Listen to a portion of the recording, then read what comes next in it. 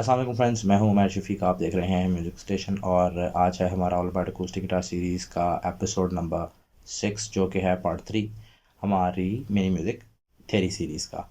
तो 2 वीडियोस पहले आ चुकी हैं, कुछ इन्फॉर्मेशन तीसरी में, और मेरी कोशिश है कि मैं इसमें हम ये म्यूज़िक थेरी वाली जो जो चैप्टर है इसको हम क्लियर कर लें इसके अंदर।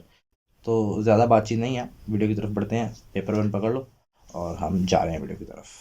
तो अब हम फाइनली कीबोर्ड या पियानो से रिलेट करके ये देखेंगे कि हमारे ये सारे म्यूजिकल नोट्स गिटार के फ्रेटबोर्ड के ऊपर किस तरह से डिस्ट्रीब्यूट हुए होते हैं। Most of the time keyboard या पियानो जो होता है वो सी नोट से शुरू होता है, लेकिन क्योंकि हमारे गिटार की सबसे ऊपर वाली स्ट्रिंग ई नोट पे ट्यून होती है तो हम लोग ई नोट से स्टार्ट करेंगे।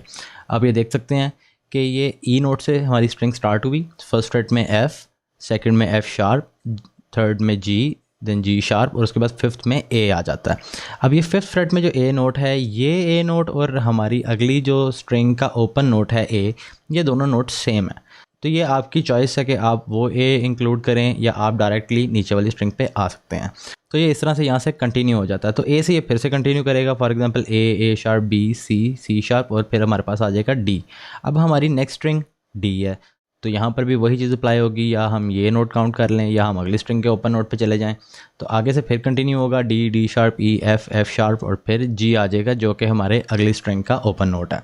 जी से फिर आगे कंटिन्यू करेगा तो उसके बाद जी शार्प, फिर ए शार्प और बी आ जाएगा। अब बी हमारी अगली स्ट्रिंग का ओपन नोट है, तो ये फिर बी से अगली स्ट्रिंग पे कंटिन्यू कर जाएगा। बी के बाद सी शार्प, डी शार्प, और उसके बाद ई आ जाएगा जो कि हमारी आखिरी स्ट्रिंग का ओपन नोट है।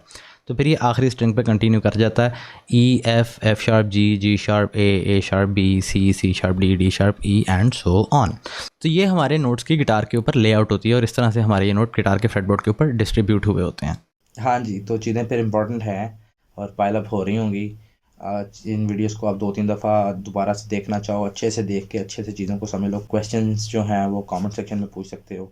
Other than this next video में हम माइट बी फ्रेट बोर्ड याद करेंगे कि हमारा जो गिटार का फ्रेट बोर्ड है इसके ऊपर नोट्स क्या होते हैं, कैसे डिस्ट्रीब्यूट हुए होते हैं, और इसको हम कैसे ईजीली इसको याद कर सकते हैं।